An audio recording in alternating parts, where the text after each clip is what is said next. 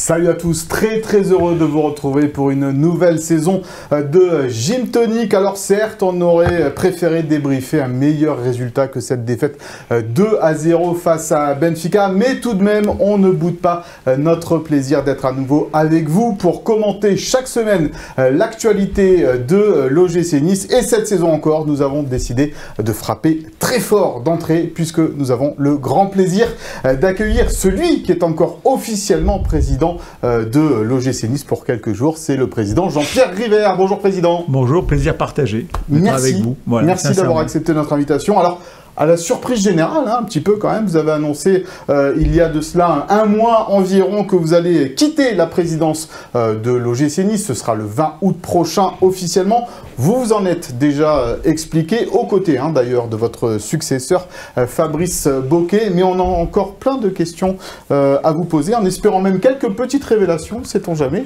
Si on peut. On verra bien. Et on aura aussi quelques petites surprises pour vous, vous verrez bien. Pour m'accompagner pour cette reprise, je suis aussi très ravi d'accueillir et de retrouver Léandra Iacono. Salut Léandra. Salut Mika, bonjour à tous. William Imbercé, salut mon Will. Salut Mika, bonjour à tous. Et Antoine Delgoulet, salut Antoine. Salut Mika, bonjour à tous. Bon alors vous avez vu président, on a quasiment tous fait l'effort de se mettre en chemise blanche, c'est un hommage. Vous savez que, mais je savais pas que vous alliez faire ça bien évidemment, mais j'ai failli venir avec une chemise bleu ciel. Parce que bon, c'est vrai que la tenue du club, ça a été très longtemps, chemise blanche, costume bleu, donc j'ai respecté les codes du club. Mais dans la vie courante, je ne suis pas toujours avec une chemise blanche, loin de là. Voilà. On aurait été malin, Mika, franchement. Mais je vous assure, j'étais à deux doigts, je ne sais pas pourquoi, au dernier moment, j'ai dit allez, va. Non, moi je suis en deuil. De voir président, après 12 ans, partir du club, je suis en deuil. 14. Donc, ouais, 14. Donc je reste en noir. Moi je peux pas mettre une chemise blanche ce jour-là. La veste blanche quand même. Merci William. Par solidarité, mais bon, voilà. Ça va. Le cœur n'y est pas.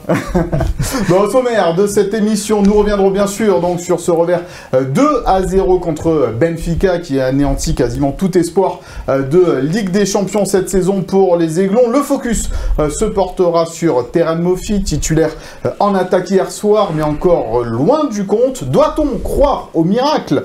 Ce sera la question du pour-contre et nous vous donnerons également les dernières news, les dernières infos du mercato, avec avant bien sûr le tac au tac et le souviens-toi du président River qui promet d'être croustillant. Il nous promet quelques petites infos, le président. Quelle petite révélation? Je sais pas, on va voir. On va voir. Allez. Si c'est passé, ça va. On démarre par cette défaite donc 2-0 contre Benfica hier soir en match aller du 3e tour préliminaire de Ligue des Champions des Rouges et Noirs, Will, qui ont été globalement surclassés par les Lisboètes, on peut dire ça comme ça? Et j'ai envie de dire trop facilement surclassé, parce que j'ai pas vu un très grand Benfica. À l'image de leur match de Supercoupe, ils sont montés en régime au fil de la partie. Deuxième mi-temps, ils ont un peu plus haussé le ton, mais à l'inverse, le GC Nice s'était clairement affaibli avec la perte de Sanson et de Dante sur blessure. Ça faisait beaucoup trop d'individualité en dedans aussi, beaucoup trop de déchets techniques. Dans l'envie, ça manquait aussi. Je pense que vraiment, on n'a jamais cru à un moment donné de la partie que le GC Nice pouvait prendre l'ascendant sur un Benfica très moyen qu'on voyait en début. C'était un Benfica de début de saison. Donc, globalement décevant. Pour moi, la seule chose qui a été au niveau de la Ligue des Champions, le seul Niçois au niveau de la Ligue des Champions hier, ça a été le public. L'Alliance Riviera qui a été remplie à 27 000 personnes et avec effectivement une Populaire Sud qui a fait énormément de bruit. Président, comment vous l'avez vécu ce match? Particulier peut-être depuis l'annonce de votre départ?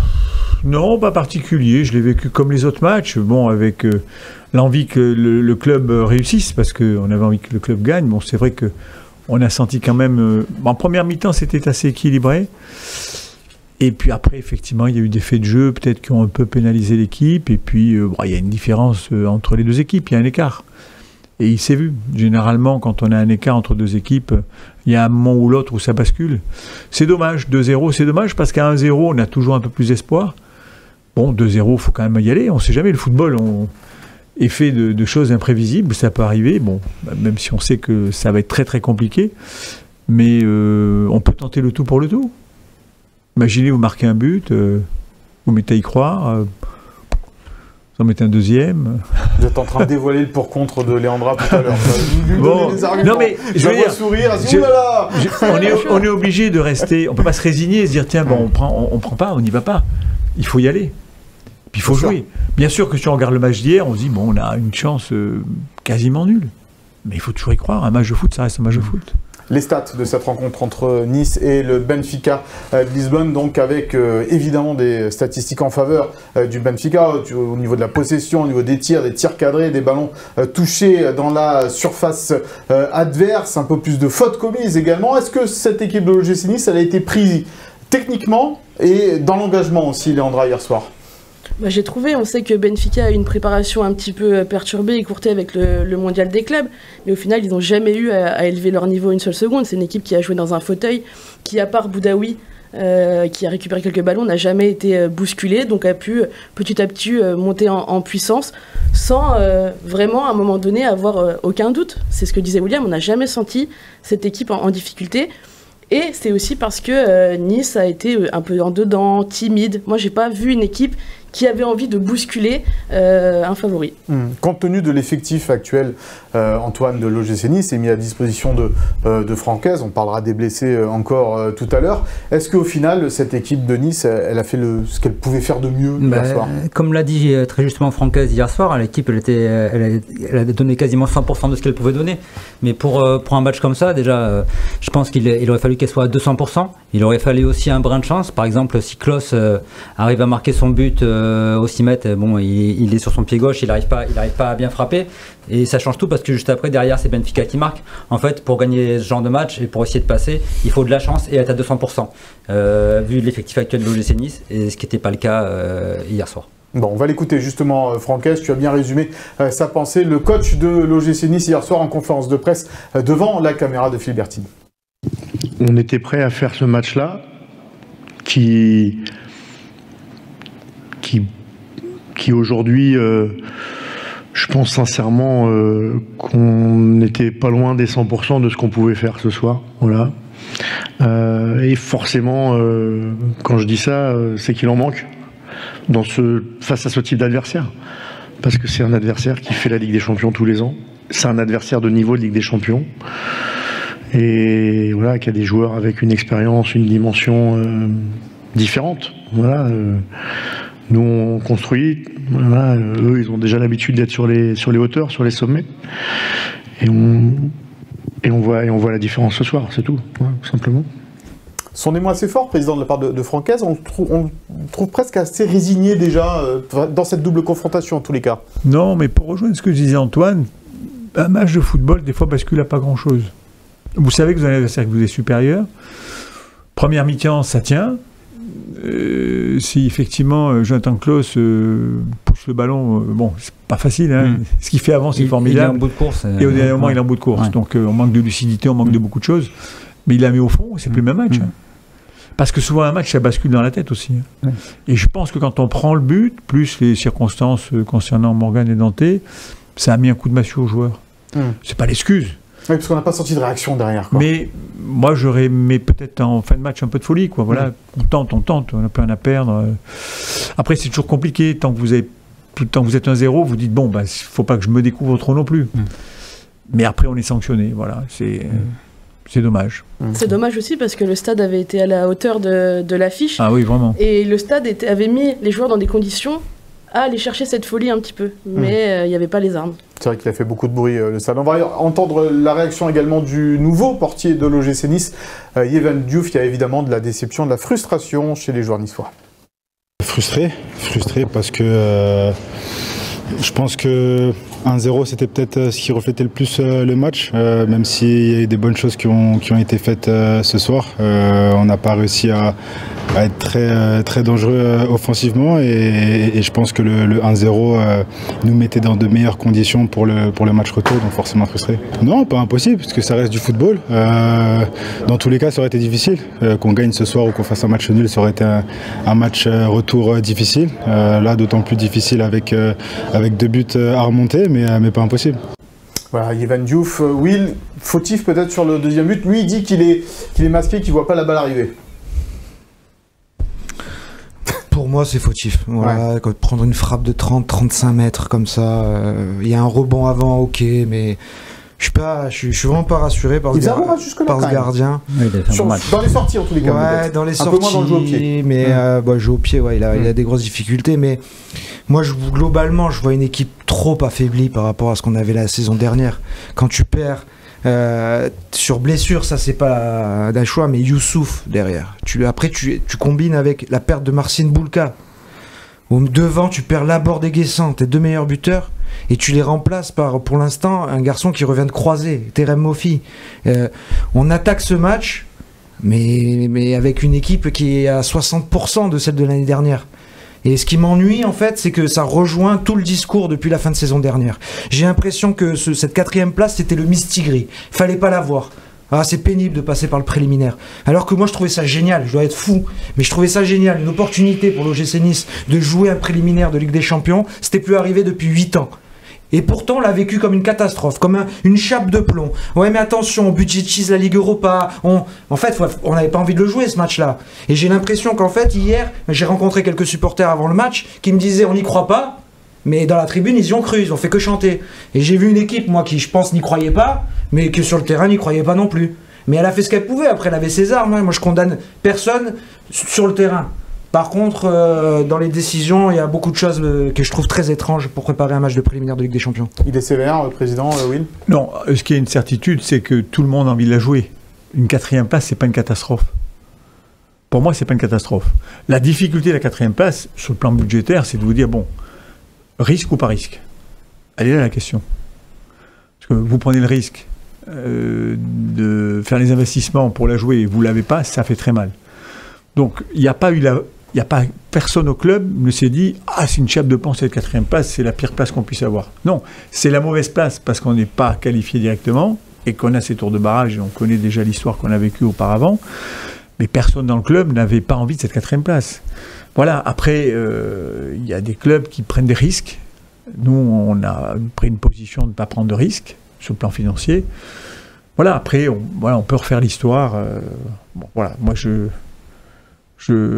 m'arrêterai là. Moi, c'est ce que je perçois de l'extérieur, c'est tout. J'ai l'impression d'un club qui aujourd'hui est discours petit bras, fonction petit bras, on baisse la jauge, on baisse les ambitions, on baisse les moyens, on tire tout vers le bas.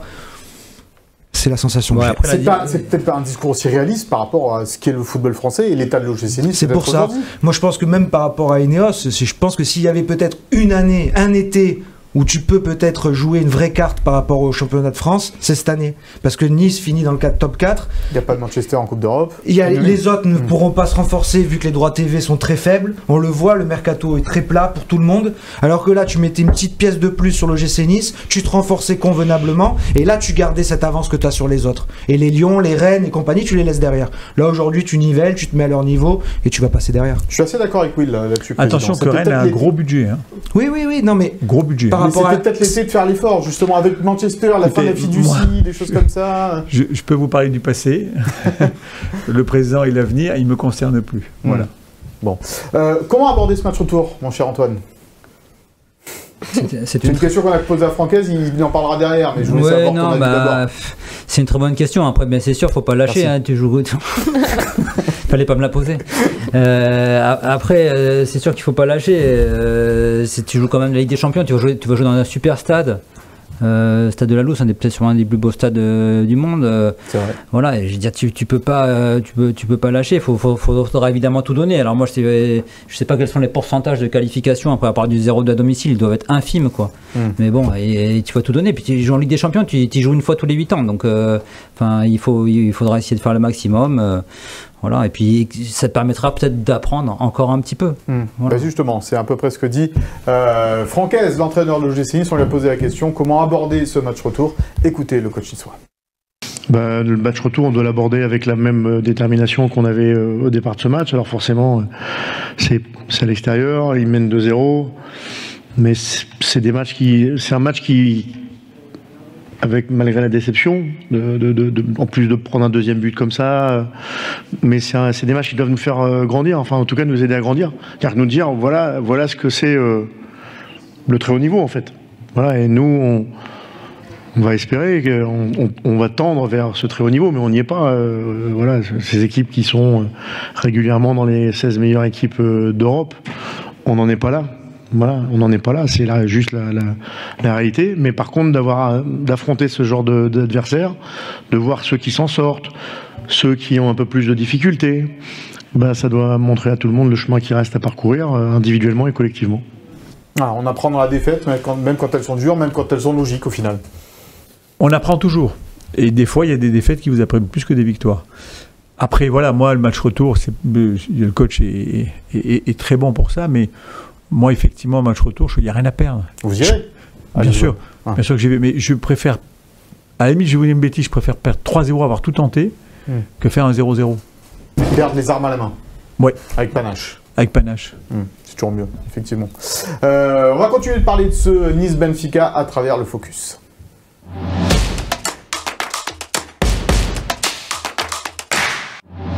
Un focus qui concerne l'attaquant de pointe cette saison pour l'instant de l'OGC Nice, c'est Terem Moffi. Première titularisation pour lui depuis son retour de blessure. Évidemment, il a marqué un petit but pendant la phase de préparation. Il avait marqué aussi en fin de saison dernière, mais c'était donc son retour dans le 11 titulaire hier soir. Will, avec un sentiment que oui, il a tenté des choses, mais ça reste quand même très compliqué, balle au pied pour lui, quoi. Logique.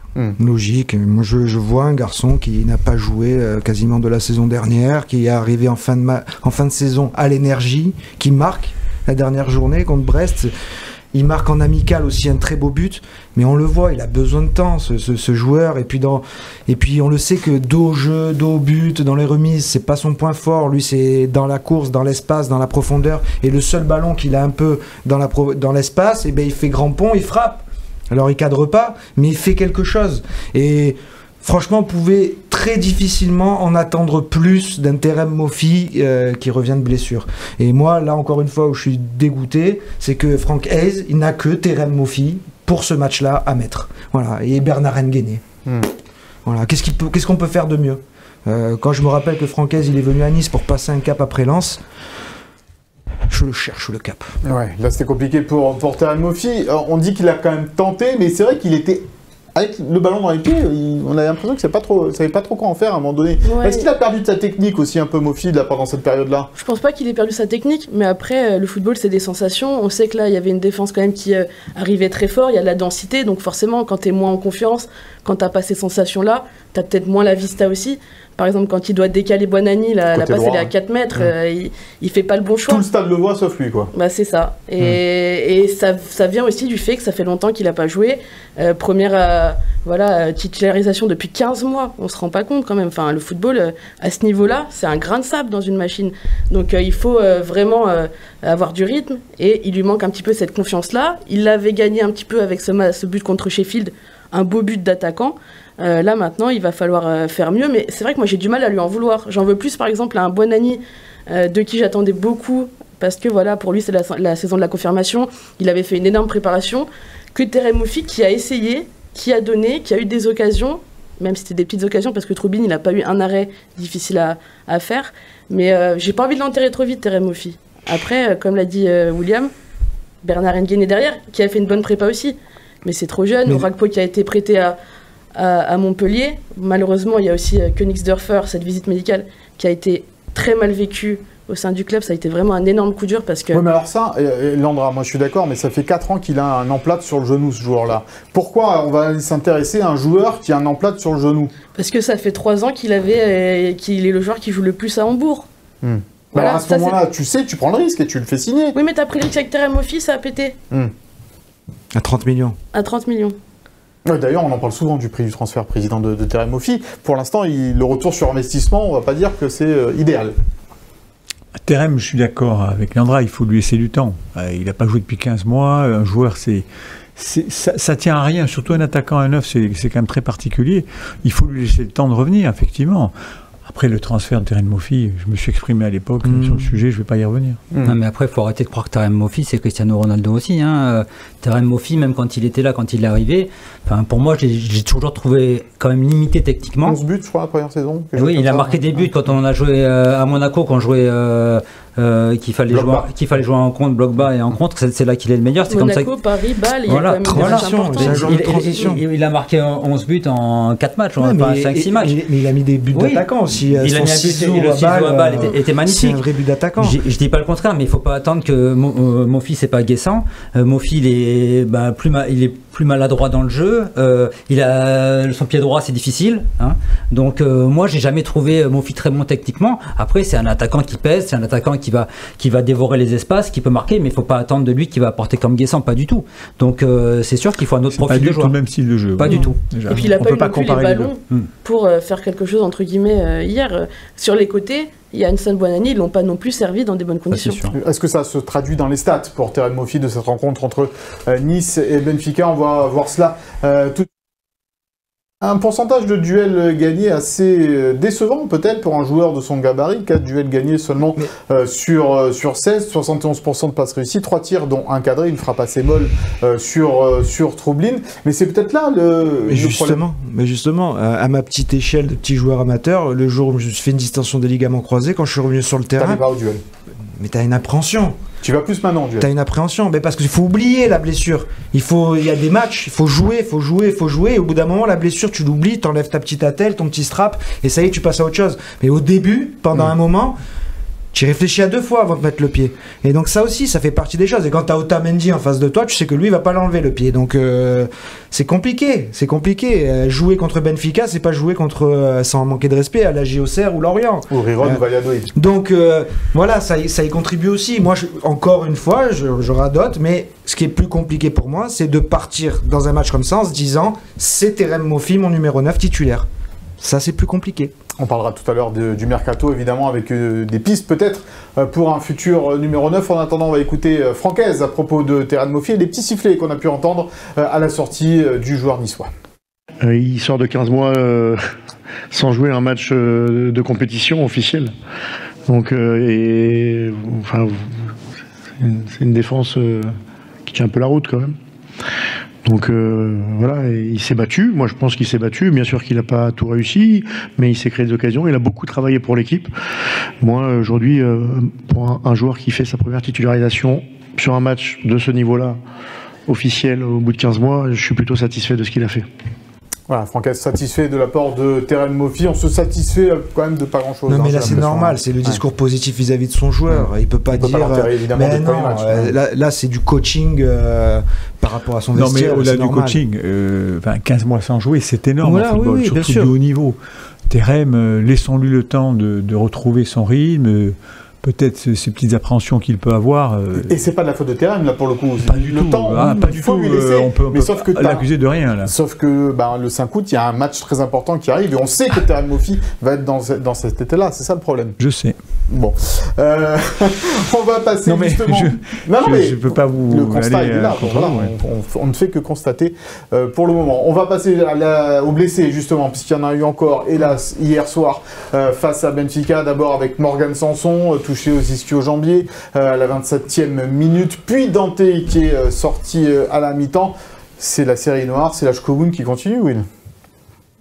La Shkogun et la Bondo. Tu commences la saison dernière, t'en as 12, tu n'as même pas commencé encore la Ligue 1, que t'en as déjà 8. On va aller voir justement les blessés. Donc 2 en fin de saison.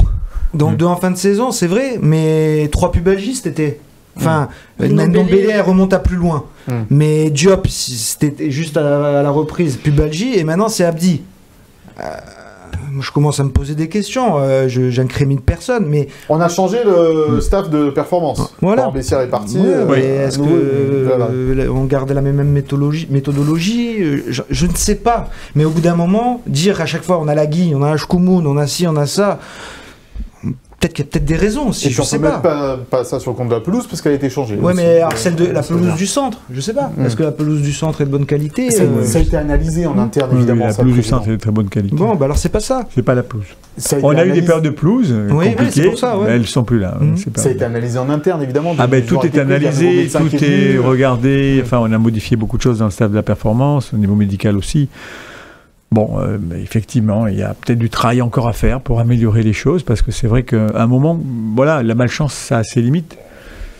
Bon, Ouais, après l'année dernière, les deux croisés, ça c'est la malchance, franchement. Non, mais bien sûr. Voilà, on a une défense. Si demain vous avez Youssouf, Bombito, Alben Domen, Dante, Jouma, le nouveau qui est arrivé, vous avez de quoi jouer. Là, on a fait quand même une défense située à la fin de saison, vous l'avez plus. Mais encore une fois, cet été, tout le monde est au courant qu'il n'y aura pas Abdelmonem, qu'il n'y aura pas Youssouf, qu'il n'y aura pas. C'est pour ça qu'il y a eu des recrutements. Bombito, on le sait, à la reprise aussi.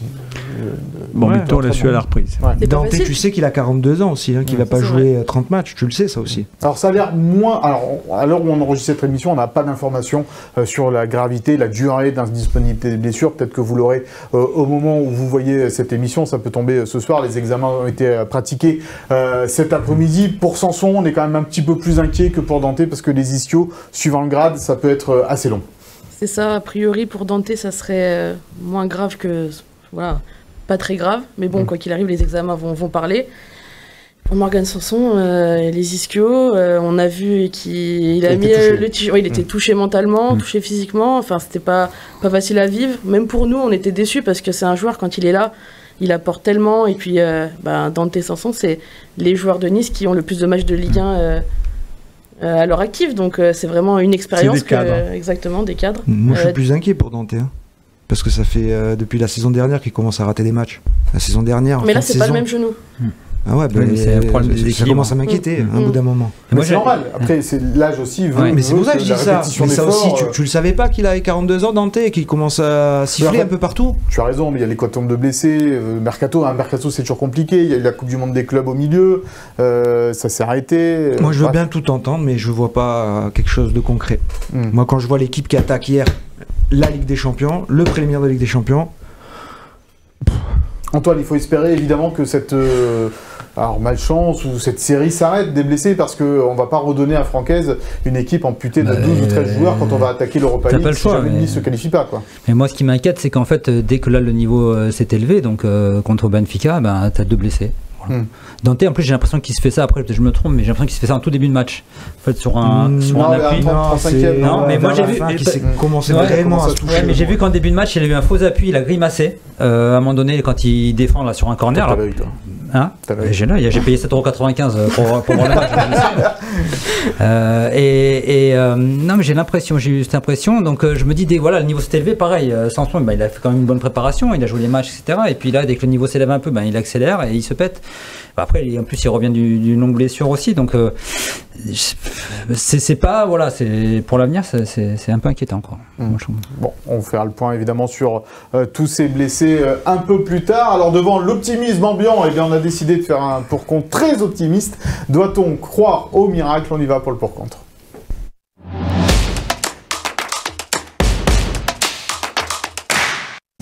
Un pour-contre qui concerne donc ce petit miracle peut-être à venir du côté du Stadio de la Luz, faut y croire, bien sûr, à 2-0 contre l'OGC Nice. C'est mal embarqué, mais Léandra, elle a trouvé les arguments qui tuent. On y va. Moi, je suis comme le président. Je suis comme Jean-Pierre.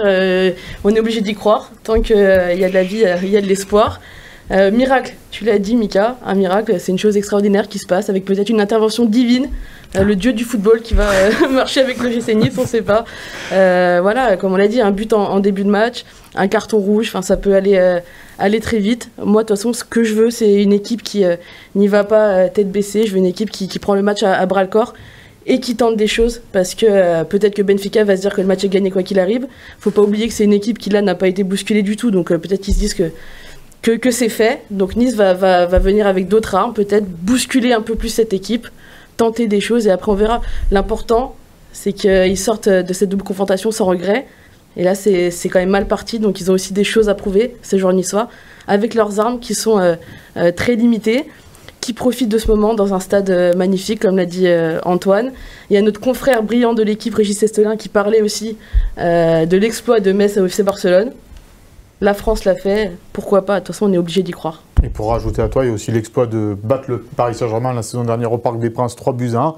Et ça, c'était un exploit face au futur champion d'Europe. Et tu interviendras juste après, Will. Juste te dire que tu enchaîné que si tu gagnes 3-1, t'es qualifié. Exactement. Non, t'es pas qualifié, t'es au tir au but. Enfin, t'es en prolongation. Will.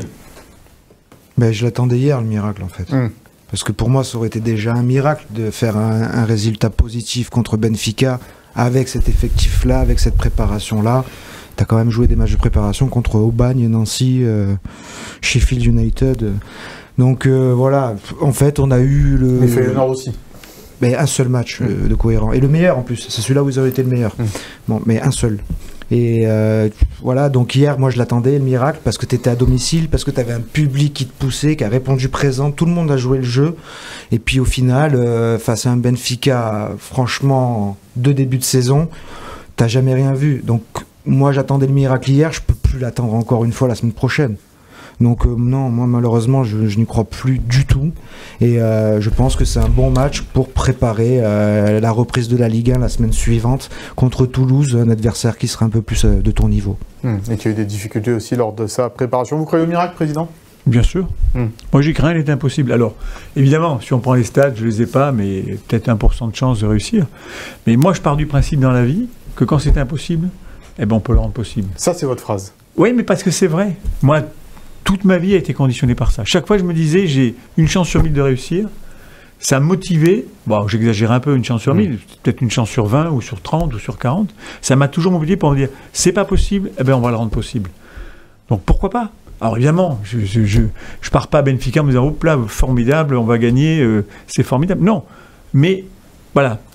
À partir du moment où le sifflet n'a pas résonné une dernière fois, tant que c'est pas fini, c'est possible. On sait qu'il y a un écart important entre notre équipe actuelle, le Benfica, on le sait, ça c'est une évidence. Mais comment ça se passe en Coupe de France ? Pourquoi les petits, des fois, tapent des gros ? Ils sont... C'est souvent sur un seul match. Là, c'est sur un seul match, mais là, il nous reste un match. Alors sûr, on part à la mi-temps, on a 2-0 contre nous, si on raisonne sur un seul match. C'est beaucoup, mais un but chanceux, par exemple, tac, et puis dans votre tête, vous dites, pourquoi pas ? Vous savez, la tête, elle fait 50% du résultat pour moi. Mais justement, c'est dans le discours aussi qu'on fait 50%. Moi, à Benfica, bien sûr, la logique veut qu'on va perdre, on ne va pas passer, c'est une logique implacable. Mais pourquoi pas ?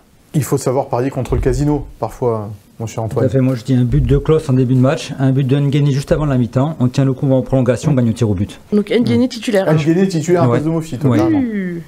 Ça, c'est la grosse cote. Je croyais que tu savais que le Père Noël n'existait pas. Il faut toujours... Alors là, attention, oui, parce que le Père Noël existe quand les jeunes qui nous regardent. Non, par contre, il y a une stat quand même qui ne parle pas en notre faveur. C'est quand même que Benfica, je crois qu'aucun club français n'a gagné lors des 19 dernières réceptions. N'a jamais perdu contre un club français. Toutes les séries ont une fin. Ouais. Monaco, ils ont cru, ils mettent fin à la série. Je veux pas être le béat optimiste ridicule sur le plateau, c'est pas ça. Je suis très lucide. Non, mais moi, je suis très lucide sur le sujet. Bien évidemment que je suis très lucide. Mais il y a un match à jouer. Tout à fait. Qui vous dit que voilà, il y a un match, ça se passe, il y a un but à un moment. Vous savez, contre l'Ajax, je me souviens de ce match. Non, mais justement. Contre l'Ajax, alors je suis un très mauvais pronostiqueur. Vraiment. Mais j'en fais pas parce que je suis pas bon. Mais contre l'Ajax, à 30 minutes de la fin, j'avais Julien qui était à côté de moi et j'avais mon fils qui était là. Il disait putain. Je dis, vous inquiétez pas. Je vous le dis, on va égaliser et on va passer. Mais on va pas égaliser tout de suite parce que sinon on va avoir une pression qu'on n'y arrivera pas, à tenir. On va égaliser à un quart d'heure de la fin. Oui. J'avais une sensation. Je vous dirais si quand je suis au stade là-bas, j'ai une sensation. Président, là je l'ai pas. Il y a une réalité aussi. Il y a une réalité aussi. C'était le match aller. À l'OGC Nice contre Amsterdam au match aller. On a fait un vrai match. Oui, l'aller quand même. Donc, vous y allez en disant, à l'aller, on est rentré un petit peu dans leur tête. Donc peut-être que les événements, là, Benfica, mais ils sont repartis en sifflotant. Oui, je suis d'accord. Écoutez, moi, je suis d'accord avec vous. Il y a une chance sur je ne sais combien de gagner ce match. Retour. Mais on ne joue pas toujours ces matchs-là. Dans ces stades-là, c'est un stade mythique. Moi, je suis joueur. Je me dis, j'ai rien à perdre. On prend une déculottée, on prend 3-4 buts. Ok, mais allons-y. Bien sûr qu'il faut sécuriser les choses. Il ne faut pas y aller la fleur au fusil. Je vais aller marquer des buts. Mais ça se joue. Un match, ça se joue. Mais hier, c'était déjà dans cet état d'esprit-là, normalement. Ça n'a pas été là. Il faut, au match retour, avoir cet esprit-là et se dire, on tente. Après, avec le danger d'être ridicule, président, comme l'année dernière en Ligue Europa, où la 35e place sur 36 a quand même fait beaucoup parler en France. Mais vous croyez que moi, ça m'a donné une satisfaction ? Franchement, j'ai eu comme vous le même sentiment de honte. Hein. Mais tu es sur la même dynamique, malheureusement. T'imagines, c'est quand le dernier match européen que tu as gagné? Mars 2023. Elle a un but de Diop. Ça fait 11 matchs européens que l'OGC Nice ne gagne pas. 11 matchs européens. À se demander ce que tu fais en Coupe d'Europe à ce moment-là. Non, mais franchement, c'est ça qui est triste. Et puis, encore une fois, c'est. Nous, on est persuadés, mais ceux qui voient ça d'un œil extérieur. Perdre contre Benfica, c'était joué. Il n'y a pas de souci. Non, mais je vous cache pas que moi, le premier, je suis très contrarié de notre parcours en Coupe d'Europe. Depuis de longues années. On a l'impression que cette Coupe d'Europe. Elle brûle les pieds. Alors que, sincèrement, quand vous vous battez toute une saison pour jouer une Coupe d'Europe, c'est surtout pas pour la lâcher quand vous êtes dedans, quoi. Ça, c'est une évidence.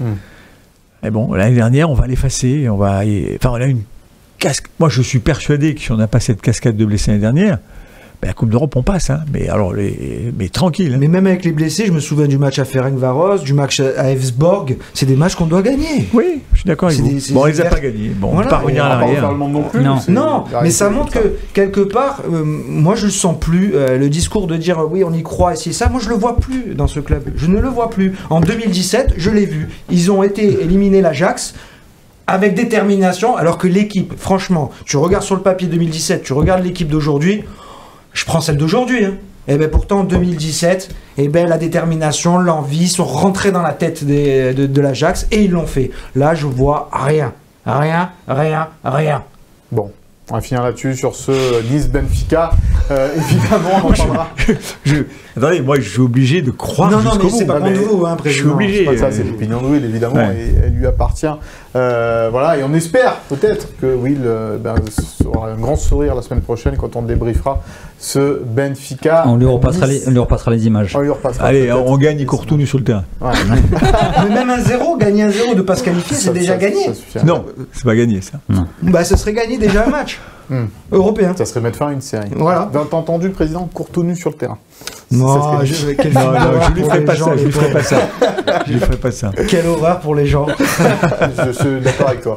On va parler du mercato maintenant. Regardons le tableau des départs et des arrivées de ce mercato de l'OGC Nice, où le président River n'a plus à mentir maintenant aux journalistes quand il parle de mercato. Ah si, moi je ne fais plus le mercato. Donc, je ne vais plus vous mentir. Vous êtes soulagé, non? Vous n'avez plus à nous mentir là-dessus. Ah non, c'était un jeu sympa. Franchement, c'est bien marré. Ouais. Moi, j'ai pris beaucoup de plaisir, hein, franchement. Bon, on va revoir le tableau. Nous aussi, on a pris du plaisir avec vous, Président.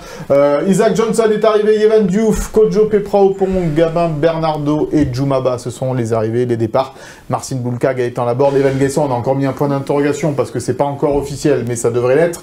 Youssoufa Moukoko en retour de prêt. Baptiste Santamaria, tiens, qu'on n'a pas voulu garder ici, qui va aller du côté du Valence. FC, Victor Orakpo et Aliou Baldé, ce sont deux joueurs qui jouaient moins. Voilà donc dans la balance des départs et arrivées, on voit que déjà la balance elle est déséquilibrée, hein, premièrement. Il y a plus de départs que d'arrivées et il manque encore certains postes. Et moi je vois des joueurs qui auraient pu te servir aussi. Orakpo, prêté à Montpellier. Peut-être. Santamaria. Il aurait pu peut-être servir hier. J'ai l'impression aussi qu'on est dans une belle optique de on agit et après on réfléchit. Il y a un deuxième exemple. Pablo Rosario. On n'en veut plus, il est en fin de contrat, il faut absolument qu'il soit vendu. On l'emmène pas en stage non plus parce qu'on n'en veut plus, il doit partir. Ah, d'un coup on se retrouve embêté, on n'a plus trop de milieu. Alors Pablo, tu vas revenir et tu vas être dans le groupe. Mais moi je suis Pablo. Défenseur, mais moi je suis Pablo Rosario, mais je marque des buts contre mon camp. Hein. Non mais franchement. Il n'a pas cet état d'esprit-là, Pablo. Encore heureux, et encore heureux. Il a des petits défauts, mais c'est encore une fois une qualité énorme de ce joueur. Merci Pablo, parce que franchement, la considération du club à son égard, zéro. C'est un professionnel, il a un salaire aussi. Bon, quelles sont les pistes, Léandra, pour les postes, en tous les cas ciblés pour quelle chance. Il a dit Léandra, heureusement qu'il ne m'a pas demandé, que j'aurais pu le répondre. Jean-Pierre, vous pouvez m'aider dans l'oreille, non? C'est pour ça que je suis ravi, Vous avez des choses, le président. J'écoute avec vigilance, je vais interroger Léandra. Vous savez des choses, peut-être, je sais pas. Non, je vais vous dire. Bon, milieu de terrain, Baptista Mendy, peut-être. Baptista Mendy, pas vraiment d'infos. La seule que j'ai, c'est qu'on a parlé à un moment donné d'une sorte de Jérémy Boga qui partirait à Trabzonspor et Baptista Mendy qui arriverait à Nice dans un échange. Ce n'est pas du tout une possibilité. Non, parce que Boga a, depuis le début du mercato, dit non à la Turquie. Ça n'a jamais changé. Ça pareil, la gestion de Boga... Lui, par contre, il ne change pas de discours en cours de route. Elle est assez spéciale, parce que bon, c'était le joueur frisson que vous attendiez, Président. Il ne nous a pas donné beaucoup de frissons, Jérémy Boga, pour l'instant. C'est dommage. C'est dommage. Non, c'est un bon joueur qui a vraiment des qualités, qui a fait une saison un peu en demi-teinte, à mon sens, mais qui a en tout cas la capacité, pour moi, de changer un match. C'est un joueur qui a la capacité, sur une action, de faire la différence. C'est pas tous les jours qu'on a ce type de joueur. Et voilà, hier soir, quand il est rentré, c'est un petit peu tard, peut-être, mais c'est le genre de joueur qui peut vous faire basculer un match. Bon, Antoine, un milieu de terrain, bon, ça c'est dit. Un attaquant, c'est obligatoire également. Un attaquant obligatoire, hein, mais... Un attaquant qui a un bon genou. Tant qu'à faire. Non, mais pour revenir là-dessus, quand vous avez une visite médicale où le doc vous dit c'est pas bon, faut pas y aller. Ouais. Franchement. C'est arrivé pour Bamba Dieng aussi. Oui, ça a frustré tout le monde parce qu'on attendait ce joueur, il était attendu pour ce match, donc les délais pour qu'il soit qualifié, tout était programmé. Mais quand vous avez le doc qui vous dit, écoutez, moi je ne prendrai pas le risque, vous ne le prenez pas. C'est normal. Non, même si ça a un dégât sur le match, vous ne pouvez pas dire je prends un joueur, parce qu'un joueur c'est 3 à 4 ans de salaire pour un match. Mais c'est ce qui peut-être a été fait avec Mofi, en tout cas. Ça, Mofi, écoutez, ce transfert-là, il n'était pas dans nos mains. Voilà. Bon, on voulait le faire, ils ont fait, mais Mofi, c'est un très bon joueur. Mais c'est non, sûr mais que du coup, ça crée un antécédent. Il y avait un risque qui a été pris par les gens à l'époque qui ont voulu faire ce transfert, et dans les conditions où ils l'ont fait. Alors, soyons clairs, c'est l'époque de Dave Bracewell, de Bob Radcliffe, qui avait... Mais il y a Florent Ghisolfi. Hein. Et Florent Ghisolfi aussi. Oui, il fait Youssouf et Mofi, même mercato, hivernal.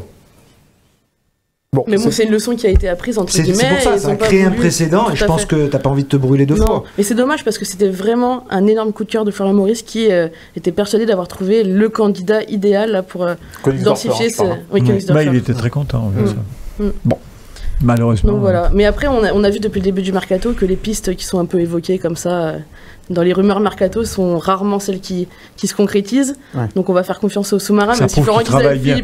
Ça trouve qu'il travaille bien. Ça sort pas. Il y a Neil Maupay qui veut plus. Marseille ne veut plus. Autant l'année dernière ça aurait été une bonne idée, autant cette année c'est trop tard. Alors là, oui, ça serait une très mauvaise idée. Mais pour lui, pour le club. Ça c'est clair. Ça c'est certain. Un petit indiscret quand même, on va pas déroger aux bonnes habitudes. Will est en forme ce soir, donc on va lui donner la parole sur un petit indiscret. On y va.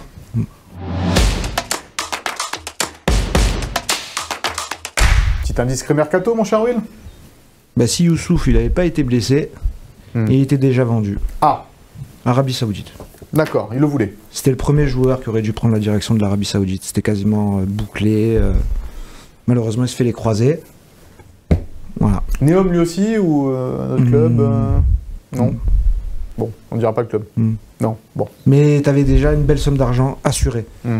Qui tombait avant même que vraiment ton mercato. Je vais voir quel montant. Donnez-moi l'info. Mais... non, mais le chiffre, je suis pas certain. Alors, c'était quoi? Vaut mieux pas donner de chiffre quand on n'est pas certain. C'était plus dans les 20. Ils sont en train d'un peu tout bouleverser le marché là, les Saoudiens avec des joueurs. Ils ne prennent plus des joueurs en fin de course, quoi. Alors, ils prennent des jeunes joueurs. Moi, je vais vous dire, je peux comprendre une chose. Je serai un joueur de 23 ans. Comme Evan Guessant, par exemple? Non, je ne prends pas cet exemple-là. Non, mais vous avez 23 ans aujourd'hui, ou 24 ans, bon. Vous êtes en progression, vous avez un horizon de perspective intéressante dans des clubs, pas haut du panier, mais moyen plus, dans des ambiances Angleterre, Allemagne, tout ça, qui sont des championnats assez attractifs pour certains joueurs. Et vous avez des offres qui vous arrivent effectivement d'Arabie Saoudite aujourd'hui, où vous vous dites, waouh, en 3 ans, je mets toute ma vie de côté, celle de ma femme, de mes enfants.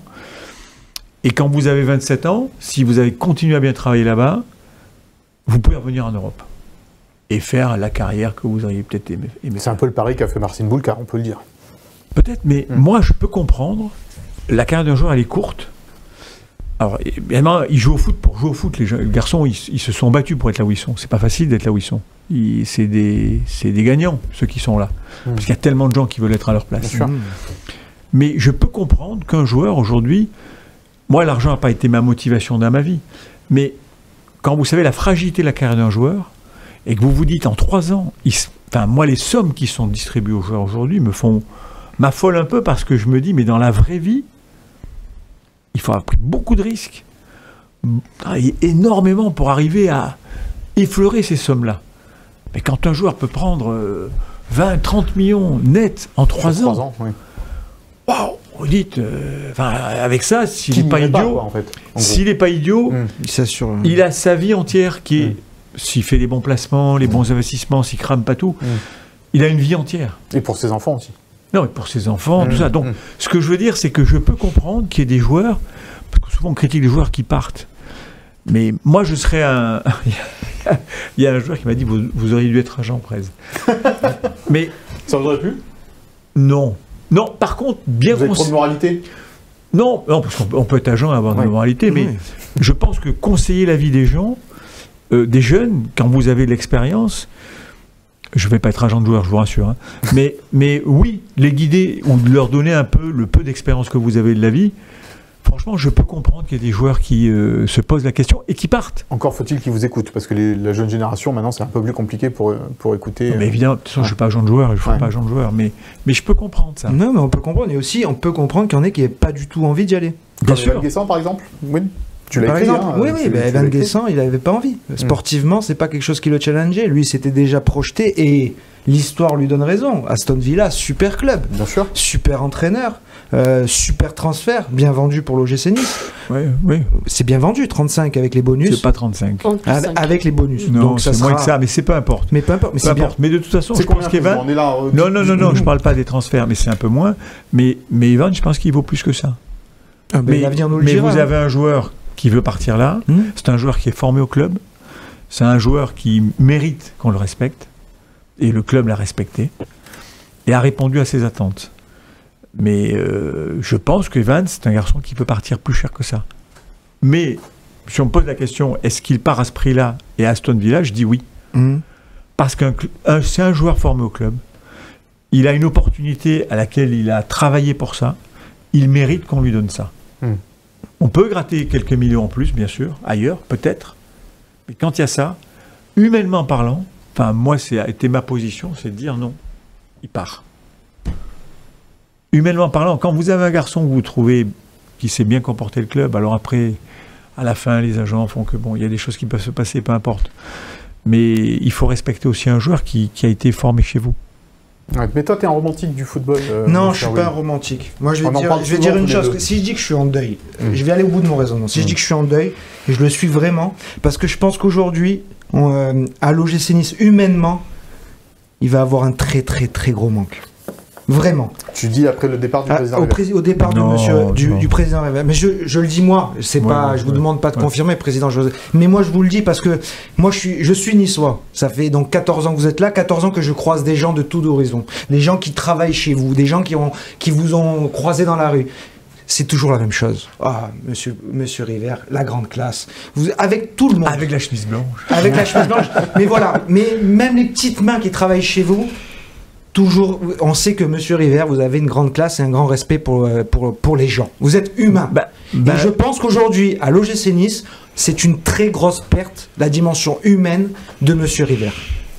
Bon, merci. C'est un joli compliment. C'est un joli compliment. Je suis touché. On va le prendre. Mais je suis sincère, c'est pour ça que je suis en deuil. On va peut-être continuer d'en faire des compliments, évidemment. Vous le méritez, président River, dans le tac au tac.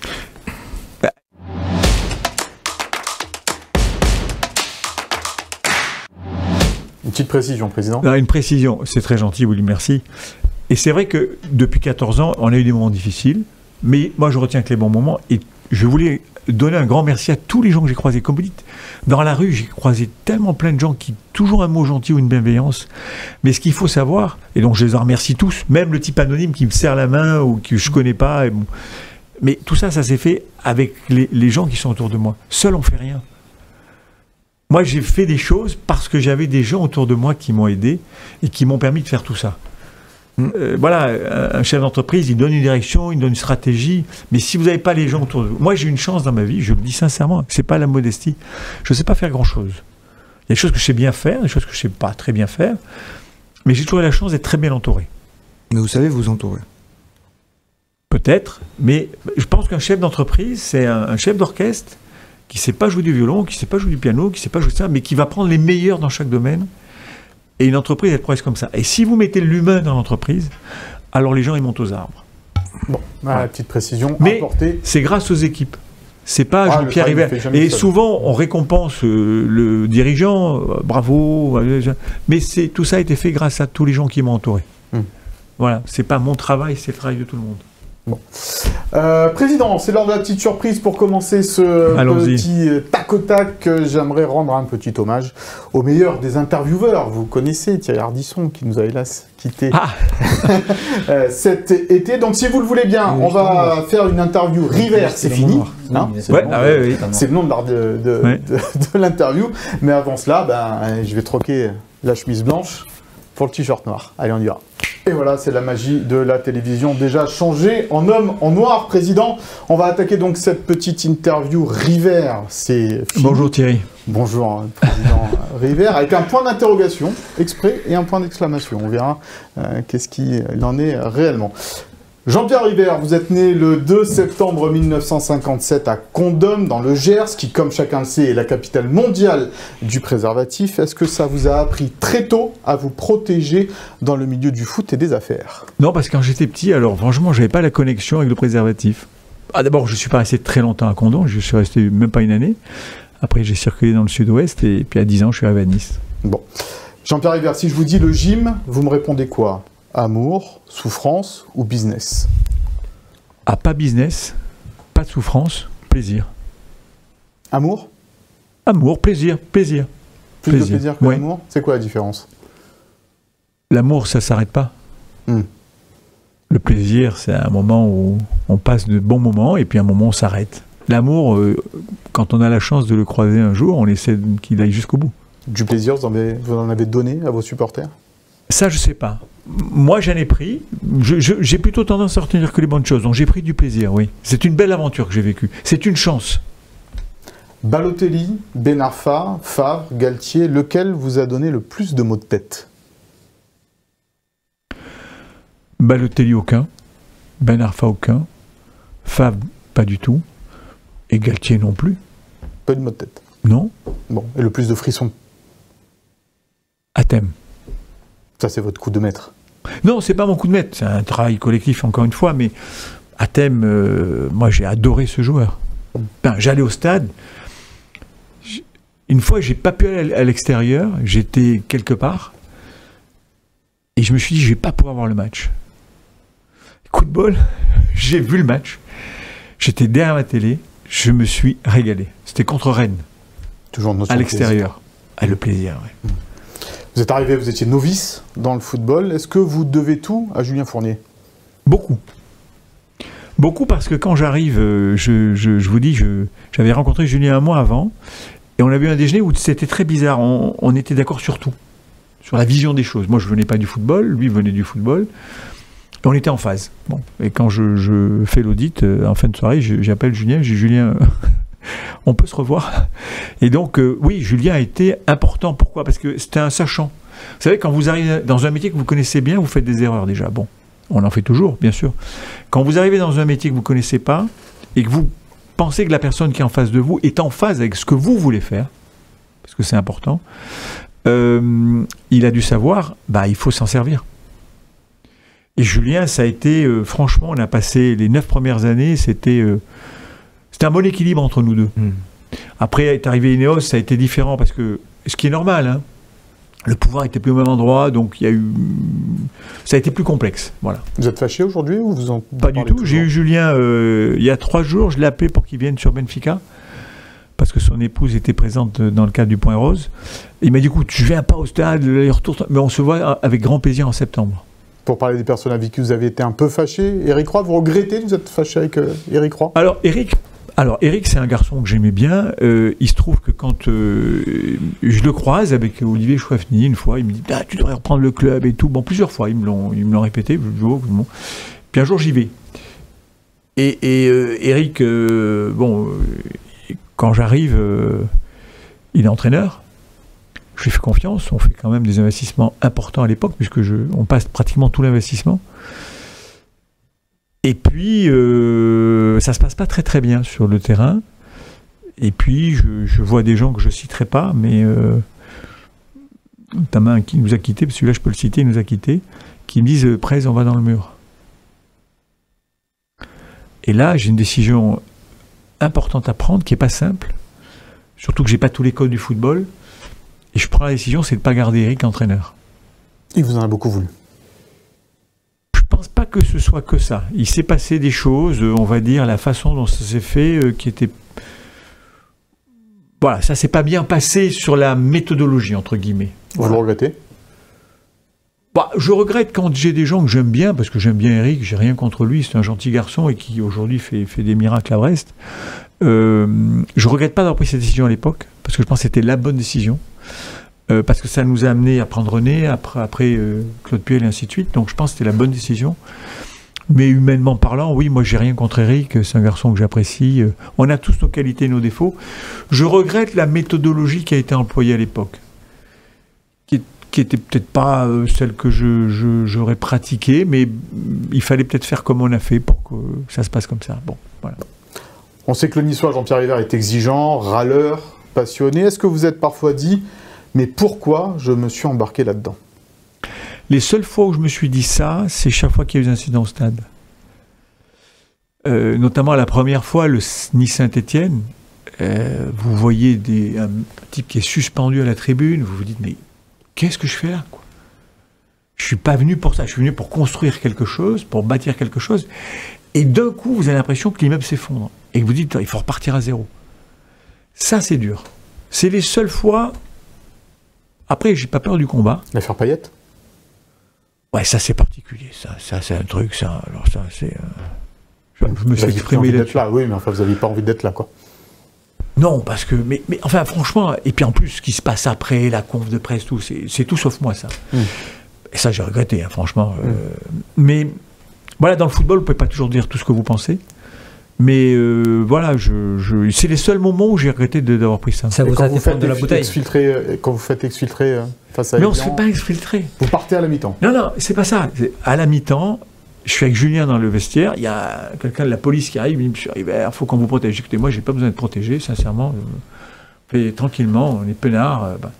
Je dis à Julien, écoute, moi, j'en ai marre de ces histoires. Parce que, bon, il s'est passé 6 mois compliqués. Très compliqués. Depuis cette histoire de Nice-Bastia. J'ai appris qu'il y avait des choses nominatives. Bon, je les ai assumées, hein, parce que... Des plaintes nominatives contre les Oui, j'étais pas au courant. Je les ai après, bon, ok, moi j'ai assumé. Il faut assumer, quand on est le patron, on assume ce qui se passe, d'accord ? Vous n'étiez pas au courant que le club avait porté plainte contre ses supporters ? Je ne savais pas que c'était nominatif. Bon, peu importe, c'est nominatif, on assume, on prend les choses. Et on a passé 6 mois compliqués. Et à cette mi-temps-là, on est avec Julien, il me dit, moi je rentre. Je dis, je rentre aussi. On sort, on parle un quart d'heure sur le parvis, il n'y avait personne, il n'y a pas de policiers, il n'y avait rien du tout, on était tranquille à discuter. J'écoute, le match va reprendre, je prends la route, je l'écoute à la radio, il me dit, moi aussi. Je suis rentré chez moi, le lendemain, ma mère m'appelle à 8h du matin, elle me dit, qu'est-ce qui s'est passé ? Je dis, mais c'est rien passé, tout va bien, pourquoi, qu'est-ce qu'il y a ? Et j'apprends, par Nice Matin, qu'on était exfiltré, il n'y a pas eu d'exfiltré. Le mot était trop fort. Ah, pas du tout, ça ne s'est pas passé comme ça. Dans votre carrière, quelle est la plus belle passe décisive que vous ayez faite ?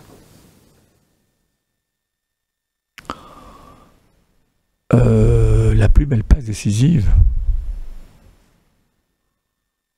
aucune idée. Sur le foot ? Ou dans les affaires ? Ah, quand je vends les affaires. Au Berger. Vous avez fait une belle passe décisive, le Berger Corse. Ah, ça c'est humainement oui. Ça c'est une histoire qui m'a... Pareil. C'était impossible, c'est pas possible de faire ce jeu, on n'a pas le droit de faire une loterie, c'est pas possible, mais bon, on va le faire quand même. Donc on fait un concours, enfin bon, tout le monde ne connaît pas l'histoire, mais bon. Moi, quand j'étais gamin, j'avais pas d'argent, je vivais dans une famille très sympathique où tout le monde était à moi, mais on n'avait pas beaucoup de moyens. Et un jour, je suis tombé sur un fascicule d'une Ferrari et ça m'a fait rêver, je me suis dit un jour j'en aurai une. J'ai eu cette chance, passer une chance. J'ai eu cette chance pour un jour m'en payer une, et puis j'en ai une deuxième, et puis un jour je vais chez le concessionnaire et je lui demande combien vous me reprenez la voiture. Et je lui dis non, c'est pas assez, donc je m'en vais. Et dans la voiture, je sais pas ce qui se passe, je suis sur la route de retour chez moi, je me dis mais moi j'ai eu cette chance, pourquoi je n'aurais pas cette chance à quelqu'un ? De gagner une Ferrari, pas l'acheter, et je pars sur cette idée d'une loterie, et, bon, la loterie c'est le privilège de la Française des Jeux, le hasard vous pouvez pas. C'est la Française des Jeux. Et donc j'avais tout monté mon plan avec ça et j'étais déçu de ne pas pouvoir le faire. Et puis je creuse plus loin, me dire on va le rendre possible quand même. Et je trouve l'idée du concours. Et je fais un concours. Peu importe, bon, j'avais pas beaucoup de moyens à l'époque. Je fais une petite page dans Sport Auto. Je sais pas le temps que j'ai parce que je vais être trop long. Hein. Ouais, bon, bref, je raccourcis. Et en fin de compte, je me bagarre pendant 2 mois et demi parce que le concours est 2 mois et demi de vie. Et la presse, ça s'est accéléré à la fin parce que la presse a eu connaissance de ça, à travers Canal+, d'ailleurs. Et la presse, la moitié de la presse pense que je suis un escroc, l'autre moitié dit bon, on verra. Et ça m'a encore plus motivé d'y arriver. Et j'ai eu une chance extraordinaire, c'est que le gagnant de ce concours, et je n'étais pas dans le jury, c'est un Corse qui a 24 ans, qui a le permis, parce qu'il fallait avoir le permis, et qui est berger en Corse. Et là, j'ai un berger qui a fait toutes les télés, on a fait tous les 20h à l'époque, et qui a fait pendant 1 an et demi toutes les télés, avec ses moutons, sa Ferrari, et après il a eu un capital pour la vendre. Il fallait mettre combien pour participer au concours ? À l'époque, c'était 199 francs, donc ça fait... 200 francs. 200 francs, 30 euros la Ferrari. Et il a gagné une Ferrari. C'est une belle passe D. Et moi, ça a été la plus belle récompense. Et la plus grosse boulette alors ? La plus grosse boulette ? Conférence de presse Marseille. Pas le retour de Lucien Favre ? Pas du tout. Je pense que Lucien, on ne vient pas de un mauvais entraîneur. Je pense que Lucien était mal accompagné. Je suis allé lui dire, mais humainement, c'était un type bien, très bien, qui a dit, moi, je ne peux pas faire partir ces gens-là. Donc, je suis allé voir d'autres gens pour dire, si vous ne faites pas ça, on va dans le mur. On m'a dit, non, nous, on ne prend pas la décision, c'est au coach à la prendre. J'ai dit, mais le coach, ça ne prendra pas. Et Lucien, ça reste un très grand entraîneur. Et j'ai beaucoup de respect pour Lucien. Et le jour où je vais le voir pour lui dire, Lucien, ça s'arrête, parce que je suis allé lui dire, moi, j'ai été humainement très touché. C'est quelqu'un que je respecte énormément. Dites-moi, Président, entre Ineos et vous, qui a le plus changé ? Ineos, ils sont constants. Vous regrettez pas aujourd'hui de leur avoir vendu le club plutôt qu'aux Saoudiens du PIF, à qui vous avez qui était intéressé à l'époque ? Alors, les Saoudiens du PIF, je les rencontre le même jour qu'Ineos, donc le matin il y a le PIF et l'après-midi Ineos. Ineos, c'est des gens, d'abord, 3 associés, moi je trouve des gens très humbles, très respectueux. Ils sont pas là. N'oubliez pas qu'on a le Covid, n'oubliez pas qu'on a Mediapro. Il s'est passé beaucoup de choses. Ils sont pas là. Sincèrement, je pense que le club, il n'est pas dans l'état où il est aujourd'hui. Les Saoudiens auraient pu être là aussi. Pardon ? Les Saoudiens auraient pu être là aussi. Oui, mais à l'époque, je rencontre des gens qui ne savent pas trop... et je leur explique que ce qu'ils veulent faire, c'est compliqué. Donc, franchement, les Anglais m'ont rassuré. Et un grand merci à eux d'avoir été là. Même quand ils vous ont empêché de prendre Cavani pour 1 million de primes ? Ça, c'est même pas remonté en haut. Ça s'est arrêté à un certain niveau. Voilà. Vous revenez quand avec les Saoudiens ? Non, moi je reviens plus. C'est un faux départ, Président, encore une fois ? Non, pas encore une fois. Quand je pars pour les Chinois, je n'ai pas l'intention de revenir. Simplement, quand Ineos dit on y va, mais on y va si vous restez avec Julien. Sinon, on ne prend pas. Jean-Pierre, qui dirige le foot français aujourd'hui ? Vincent Labrune ou Nasser El Khelaifi ? Alors, vous savez, Vincent, c'est quelqu'un que je côtoie depuis un moment, qui a été beaucoup critiqué. Il a fait des erreurs, il le sait, mais il a fait des bonnes choses aussi. Et il n'a pas une si mauvaise vision que ça. Nasser est quelqu'un d'influent dans le football français, mais ce n'est pas lui qui dirige. Et contrairement à ce que vous pensez, il est très respectueux des petits ou moyens clubs. Jean-Pierre, entre nous, vous partez parce que ça sent un peu le sapin, non, à l'OGC Nice ? Pas du tout. Je pars parce que ça fait 14 ans que je suis là. J'ai toujours dit, si vous reprenez mes interviews depuis 14 ans, quand la notion de plaisir n'est plus là, je partirai. Alors, c'est pas un événement, mais c'est une succession d'événements qui font qu'aujourd'hui, je ne suis pas moi-même tel que j'aime l'être depuis quelques années. Je suis resté parce que j'ai un devoir moral vis-à-vis des actionnaires qui sont des gens remarquables. Vraiment, je le pense sincèrement. On ne peut pas critiquer Jim Ratcliffe d'acheter Manchester. C'est son club de cœur. Je suis à sa place. J'ai les moyens. J'ai mon club de cœur qui est à vendre. Je l'achète. Ils respectent Nice. Ils sont toujours là. Ils mettent les investissements qu'il faut faire. Alors, moins qu'ils n'auraient pu le faire. Mais voilà, non, moi je me souviens même plus d'autres questions. Ça sent le sapin. Est-ce que ça sent le sapin ? Non, ça sent pas le sapin. Vous partez tête haute en tous les cas, vous regrettez rien. Écoutez, moi je pars parce que justement je pense que les choses sont sur le rail. On a un super coach, on a un bon directeur sportif, et puis on a une continuité qui va être là. Fabrice prend la suite, il connaît le club, il est là depuis 3 ans, donc c'est bien. Dernière question, Jean-Pierre. Est-ce que la nuit, vous dormez aussi avec votre chemise blanche? Mais en dehors du foot, je mets pas tout le temps des chemises blanches. Vous seriez même surpris, hein. Non, je plaisante. Le truc en cuir. Marcel. Non, mais Marcel, non. Non, mais je veux dire, je suis pas... La chemise blanche, je vous dis, c'est plus le club, c'est le code du club.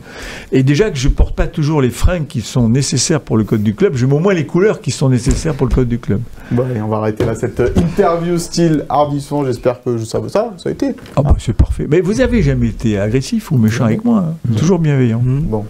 On parlait tout à l'heure de l'augmentation de capital. Président, ça veut dire quoi? Non, mais ça, c'est technique. Ouais. Ça, c'est expliquez-nous, parce que les supporters ne savent pas trop ça. C'est pas grave. L'augmentation de capital, c'est que chaque fois que la DNCG vous demande de compenser les pertes, ben, vous mettez des pertes et on vous demande de faire une augmentation de capital parce que c'est plus sécurisant pour eux. Je passe là-dessus parce que c'est un truc très technique. Donc, ils l'ont fait tous les ans, quasiment. Ah, pas tous les ans. Ils mettent pas 60 millions tous les ans. Non, mais mettre de l'argent en capital. Au final. Ouais, des fois, on fait monter le capital. Voilà. L'avenir, c'est le cinéma, c'est ça, vous avez dit? Oh, il y a plein de choses. Effectivement, j'ai un projet d'un film, de deux maintenant, parce que ma compagne a aussi écrit un scénario. On a écrit le premier ensemble, on a écrit un deuxième. On va essayer, mais déjà, beaucoup d'humilité. On ne connaît pas, donc c'est un métier qui est compliqué, certainement, mais qui est intéressant. Ça sent sur le football? Pas du tout. Alors, il n'y a aucun mot de football là-dedans. Non. Sinon, nous, on pouvait se proposer comme ouais, acteur. Ouais, bon, regardez, on sera une conférence de journalistes. Non, mais si vous voulez, c'est l'envie de découvrir d'autres horizons, d'apprendre peut-être pas un métier ou je sais pas. Je trouve que c'est intéressant d'avoir moins de contraintes, de rythme de contraintes et de pouvoir découvrir de nouveaux horizons. Avec beaucoup d'humilité, encore une fois, et j'ai pas l'impression de faire un grand film, mais si on peut réaliser ces films qu'on a en tête, c'est sympa, c'est de belles aventures à vivre et la notion de plaisir revient encore, vous voyez. C'est important, sans parler du fonds de dotation auquel vous allez... Ça, le fonds de dotation, c'est autre chose. Je suis très attaché à ça parce que c'est la première chose que je crois que j'ai demandé à faire à l'époque à Virginie. Il y a ses équipes... Rossetti, la directrice de la communication, voilà, pardon, excusez-moi pour ceux qui ne connaissent pas Virginie, mais tout je crois que tout le monde connaît Virginie. Et c'est vrai que c'était l'idée de se dire un club de football, c'est fort, c'est un patrimoine dans une région. Et cette marque-là, elle doit servir à un peu tendre la main à ceux qui en ont besoin. Voilà, que ce soit les associations, les enfants, enfin tout ce que... Ils ont fait un travail... Je suis admiratif de leur travail. Donc là, il y a 15 jours, Virginie me dit, avant que je lui annonce que je parte, elle me dit, Président, on n'a pas un gros budget, on équilibre, c'est pas terrible. Qu'est-ce qu'on peut faire? Je dis, écoutez, je savais que j'allais partir dans ma tête. J'ai dit, écoutez, je vais m'occuper de ça avec vous. Voilà. Et on va essayer de mobiliser tous les partenaires, tout le monde, parce que les plus belles histoires pour moi, elles sont là-dedans. Oui, vous avez reçu des prix d'ailleurs par rapport à ça. L'équipe a reçu des prix, enfin notre équipe à nous a reçu des prix à l'Assemblée plusieurs fois. On a été honorés à ce titre-là sur le plan national. Et je trouve que aider les autres, c'est bien. Vous allez continuer à venir au stade, Président, même après Alors, de temps en temps, et puis je pense qu'il faut que je sois pas... vous savez, quand vous avez quelqu'un qui prend votre place, ce qui est important, c'est lui laisser la place et surtout pas... être là, donc si je viens au stade, je me mettrai un peu dans un coin, tranquille. Une fois de temps en temps, en gym tonique, quand même. Avec plaisir. Ah bon? Avec plaisir. Mais voilà, je vais essayer de rester là où il faut que je sois. Maintenant, je suis derrière le rideau, je me mettrai derrière le rideau. Président, donc là, vous allez prendre du recul avec le milieu du foot. Donc, qu'est-ce qui vous manquera le plus et qu'est-ce qui ne vous manquera pas du tout? Ni ce matin. Les deux. Alors, encore une fois, quand je prends la décision de m'arrêter, je la prends avec beaucoup de... J'ai pris le temps de la réflexion. Et je dirais que quand je tourne la page, rien ne va me manquer. Parce que je tourne la page. Okay. Après, j'aurai toujours un regard bienveillant sur le GC Nice, bien évidemment. Et je n'ai qu'un espoir, c'est que le GC Nice soit bien plus fort après moi pendant ma période. Moi, j'avais donné des objectifs. On aurait pu mieux faire, bien sûr, mais on les a globalement... Moi, j'ai dit ce que j'avais... Enfin, j'avais dit que j'allais faire ça, je l'ai fait. On aurait pu mieux réussir, bien sûr. Mais après, je vais avoir un regard et je serai heureux si le 6 grandit après moi. Mais l'adrénaline de faire un Ben Arfa, de faire un Balotelli, comme vous l'adoriez, ça... Oui, mais ça, je l'ai perdu depuis longtemps. Non. Donc, elle me manque plus. Okay. Parce que j'ai vécu une période... où franchement, c'est excitant de dire, ce gars-là, c'est pas possible pour nous. On n'a pas les moyens, on n'a pas le budget, on n'a pas le club pour. Eh ben, on va le faire. Ça, c'est excitant. Après, depuis 3, 4, 5 ans, je Non mais vous êtes quoi? Vous êtes en représentation, c'est ça, depuis 4-5 ans? Non, après j'ai pris beaucoup de plaisir durant ces années-là dans les instances. Voilà. Mais là aussi, je suis arrivé au bout. Parce que, notamment ces derniers mois, j'ai passé beaucoup de temps. Télé. Oui. J'ai été fier d'une chose, c'est que par exemple au GC Nice, quand il y a eu la répartition de CVC, je peux le dire, mais c'est une petite fierté quand même. Mais le GC Nice doit avoir 33 millions. Beaucoup de clubs m'en ont voulu. Et je me prends encore dans la gueule aujourd'hui dans les réunions où on me le fait savoir. Mais je me suis battu pour que le GC Nice n'était pas 33 mais 80. Leur vendre qu'on était un club européen. Bon, je reconnais que c'est pas simple, mais et le fait d'avoir obtenu 80 millions, c'est 50 millions, je me dis j'ai servi à quelque chose. Donc j'ai passé beaucoup de temps dans les instances et j'ai pris du plaisir là, mais mon plaisir s'est arrêté un peu, notamment dans cette renégociation des droits télé sur lequel je me suis beaucoup impliqué. C'était pas la direction que je souhaitais que l'on prenne. Vous vouliez Canal+, disons-le. Bill Canal. Ouais. Voilà, pour moi c'était l'idéal, c'était ça, avec un prix décent, une seule, tous les matchs sur la même chaîne, et puis on a tous été bercés par Canal. Bon, aujourd'hui il y a une chaîne, je soutiens la chaîne bien évidemment, comme tout le monde, mais c'était, et j'ai passé beaucoup de temps et je regrette. Voilà. J'ai perdu d'énergie un peu. Pas d'énergie, mais je fais le tour. Voilà. Mais j'ai pris beaucoup parce que j'ai aussi beaucoup appris. C'était très intéressant. J'ai découvert plein de métiers en fin de compte dans le football. D'ailleurs, certaines personnes auraient aimé que vous continuiez dans les instances, que vous preniez même d'autres rôles. Oui, mais ça, j'étais très clair. Je suis tellement heureux de vivre dans cette région que je n'ai absolument pas envie de vivre même 3-4 jours par semaine à Paris. Donc, j'ai décliné certaines choses. C'est ça. Vous voulez président de la Ligue? Non. Voilà, je n'en dis pas plus. Mais j'ai précisé que vivre 3-4 jours à Paris n'était pas ma vie. Pas maintenant, pas à mon âge. Surtout quand on est devenu niçois de cœur, que vous n'étiez pas de base. Je suis un niçois de cœur, enfin de la région. Maintenant, je vis à Villefranche, mais c'est tout comme. Non, c'est la comté. Villefranche, c'est Nice. Villafranche. Et président, qu'est-ce que vous avez envie de dire aux supporters qui sont peut-être un peu inquiets de vous voir partir, de la tournure des événements aussi? Alors déjà une chose, c'est pas une personne qui fait un club. C'est pas tout le monde est remplaçable. Hein. Il y a aujourd'hui, le club est structuré financièrement, il est bien installé, bien ancré. Le club est aujourd'hui quand même on est dans le haut du tableau, même si je souhaiterais qu'on soit un peu plus performant en Coupe d'Europe. Mais je pars serein, je sais que le club il est sur de bons rails. Voilà. Bon. Continuer à supporter le GC Nice, mais c'est pas parce que je vous dis, moi je serais fier de quelque chose, c'est que après moi ce soit mieux que moi. Et c'est pas de la langue de bois, ça, président? Je le pense sincèrement. Mais vraiment. Parce que vous l'avez fait, vous l'avez pratiqué, la langue de bois. Hein. Oui, c'est normal, on est obligé. Ça m'arrive encore de ne pas dire tout ce que je pense. Vous l'avez fait ce soir. Aujourd'hui, oui. Peut-être que dans 3-4 ans, je dirai des choses, mais là, non, je ne peux pas. Mais non, mais sincèrement, moi, je serais fier de me dire, voilà, vous savez, quand vous prenez un patrimoine comme GC Nice, vous vous dites, bon, c'était une maison qui était un peu à l'abandon, on va dire. Aujourd'hui, elle est quand même bien, elle est propre, elle est bien. Et si demain, on en fait un palais, je serai le plus heureux des hommes. Ça veut dire que les gens, après, on fait mieux que vous. C'est pas. Moi, j'ai pas envie de me dire, je suis après moi, il n'y a plus rien. Au contraire, je serais triste. Ça veut dire qu'on n'a pas fait les bons choix. Donc, aujourd'hui, j'espère que le gym, par des événements qui peuvent arriver, divers et variés, qui font que le GC soit encore plus haut. Ça veut dire qu'on a été une marche parmi d'autres marches. C'est ça. Et Ineos, c'est le bon propriétaire pour ça? Alors, c'est le bon propriétaire. Après, est-ce qu'Ineos un jour vendra le GC Nice? Peut-être. Aujourd'hui, c'est pas leur intention. Peut-être qu'un jour, il y aura un investisseur qui dira, moi, je vais mettre plus d'argent dans le GC Nice que vous. Peut-être qu'ils diront, tiens, pourquoi pas? Je connais pas l'avenir. Mais voilà, j'ai un souhait, c'est qu'après moi, ce soit encore mieux. Parce qu'il n'y a pas de titre, il n'y a pas de bon parcours en Coupe d'Europe, et j'aimerais que ce club, et je serai au stade à ces moments-là pour suivre l'évolution, mais voilà, c'est ce que je souhaite sincèrement. Et là, je ne fais pas la langue de bois, je ne fais pas le discours... non, je fais un discours sincère. Et Maurice Cohen nous disait, il faut que le centre d'entraînement s'appelle Jean-Pierre River.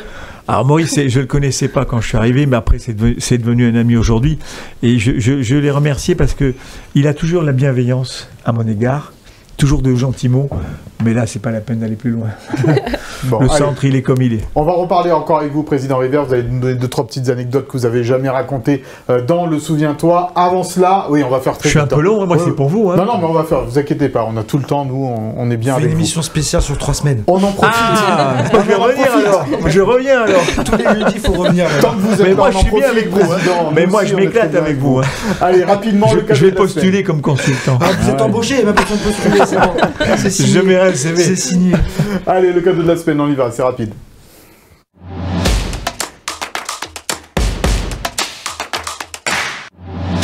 Allez, le président qui disait qu'il se marrait avec nous. Nous aussi, on se marre bien avec vous, président. 2 places à gagner pour Nice-Toulouse. Le premier match de la saison de Ligue 1. Il faut pronostiquer le score entre Benfica et l'OGC Nice. On va voir s'il y en a qui croient au miracle et qui pronostiqueront un score en faveur des Niçois ou être plutôt réaliste et un score en faveur du Benfica. Nous verrons cela donc sur les réseaux de l'OGC Nice avec le hashtag Gymtonic et donc le pronostic avec le nom de buteur s'il y en a du Benfica Nice. 2 places pour Nice-Toulouse. Le souviens-toi.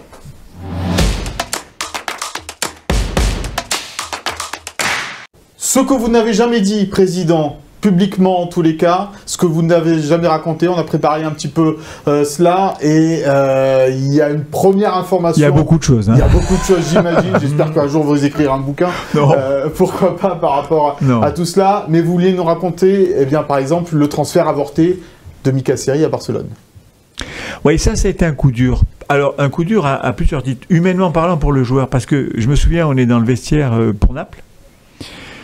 Mika, il est dans son match, bien sûr, mais il a sa tête à Barcelone. Il a le contrat qui est signé, enfin qui est prêt. On s'est mis d'accord avec Barcelone sur un montant qui nous va très très bien. C'est un très bon montant. Vous pouvez le dire maintenant. Ah ouais, on frôlait les 40. Ah ouais. Pour un joueur qu'on a acheté 2,5 millions. Ouais. Et puis le match se passe. Le lendemain matin, j'ai un coup de fil, il me dit Jean-Pierre, il y a un problème. Je dis lequel? Ils veulent pas conclure. Je dis comment ça, ils veulent pas conclure? Et le joueur, il est dans sa tête, il est au Barça. Et Je dis même qu'il est à l'aéroport le matin pour prendre l'avion. Ouais, oui, non, mais c'est là, on en est là. Hein. Et j'essaye de joindre le président que je connaissais de Barcelone. Il me répond pas. Bizarre, c'est bizarre qu'il me rappelle pas. Il m'appelle à 17h. Il me dit Jean-Pierre, c'est la première fois que ça nous arrive. Parce que je lui dis, attends, là, j'ai un joueur qui a la tête à l'envers, qui pense que nous, on a voulu surenchérir sur le contrat, et que c'est ce qui a fait capoter le deal et tout, alors que c'est pas le cas. Je dis, qu'est-ce qui se passe? Il me dit, c'est la première fois que ça nous arrive, le coach ne veut plus de joueur. Je dis, attends, vous avez préparé un contrat pour le joueur, on a négocié les choses, le joueur, il est déjà chez vous, vous m'avez tué le joueur. C'est qui le coach de Barça à l'époque? Je sais même plus. 2010. Et me dit Jean-Pierre, je suis désolé, c'est la première fois, le deal ne se fera pas. Coup dur pour vous, pour le club, pour le joueur. Mettez-vous à la place du joueur. Alors, je le vois encore son visage dans le Federico vestiaire. Valverde, le coach du Barça à l'époque, me dit-on dans l'oreillette. Quand je vois le joueur dans le vestiaire, il va au Barça, c'est un rêve. Son rêve. C'est un rêve absolu pour lui. Humainement, c'est terrible. Bon. Voilà. Un passage devant la DNCG aussi qui a été un moment peut-être un peu sympa. Le premier. Le premier, je me présente, je fais le discours. À la fin, le président me dit bon, monsieur River, d'accord, bon, ce discours, on l'a entendu. Chaque fois qu'un candidat arrive, on l'entend le même discours. Très bien. Bon, je dis écoutez, oui, je suis désolé, mais moi, c'est le mien en tout cas. Je dis bon. Il me dit bon, ça se passe mal. Combien vous remettez? Ah, j'ai dit mais je ne mets rien, moi. Zéro. Moi, zéro. Et je rajouterai jamais un euro dans le club. Il me dit, vous pouvez pas me dire ça, vous n'avez pas le droit. Je dis, mais attendez, monsieur, j'ai une entreprise, je la prends et je mettrai zéro. Il me dit, ça va pas bien se passer avec vous. J'ai dit, écoutez, je vous le dis, je changerai pas d'avis, je mettrai zéro. J'ai mis une somme, je mettrai rien de plus. C'était 12 millions à l'époque? C'est 12 millions. Moi, je vais pas faire ça, hein. Il y en a trop qui l'ont fait dans le football. Et chaque année, pendant 2-3 ans, il me disait, combien vous remettez? Je dis, j'ai pas besoin, regardez les comptes. Zéro. Ça a été un petit job qu'on se faisait chaque année. Voilà, mais bon, après, ça c'est... Et vous n'avez jamais remis? Jamais remis, bien sûr. Et vous avez même gagné de l'argent au football, un des rares présidents à avoir gagné de l'argent. Je suis pas venu pour ça. Non, mais bon. Je m'étais fait un objectif impossible dans le football, c'était de ne pas perdre d'argent. Donc ça a été fait. Et Puis après, la chance a fait que ça s'est On bien n'en passé. vaut pas. Ben, vous prenez une entreprise qui n'est pas en forme, vous la mettez en forme, elle vaut plus d'argent, sans pénaliser le club. C'est le risque d'un entrepreneur. Voilà, sans pénaliser le club, il y a plus d'argent. Voilà.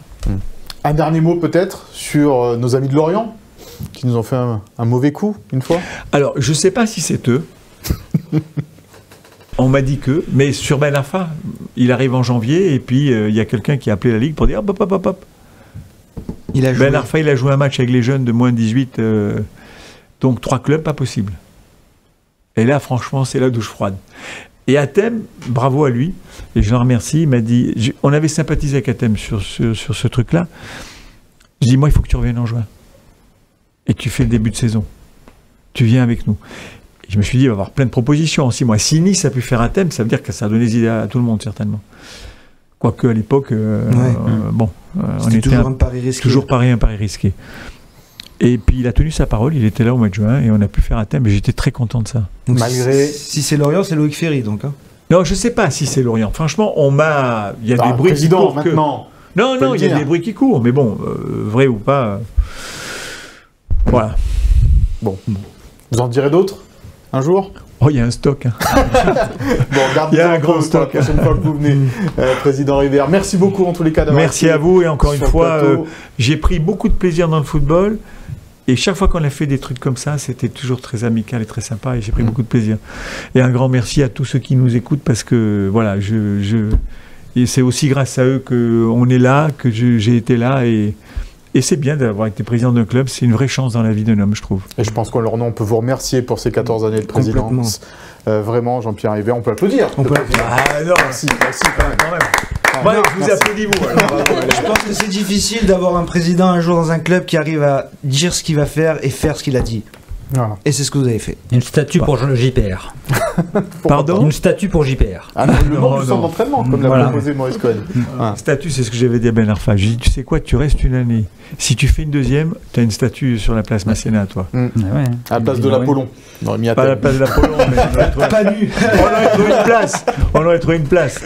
Bon. Voilà. Léandra, Will, Antoine, merci beaucoup. Merci, Mika. Pour cette première, c'était top. On va se retrouver évidemment la semaine prochaine pour débriefer ce match entre Benfica et Nice et pour parler des débuts de la Ligue 1. Nice-Toulouse, ça sera samedi soir 21h du côté de l'Alliance Riviera. Merci à Sophie Doncé, Philippe Bertigny, Nicolas Lecouturier pour avoir préparé et réalisé cette émission. On se retrouve donc la semaine prochaine. D'ici là, passez un bon week-end, une bonne semaine. Bye bye.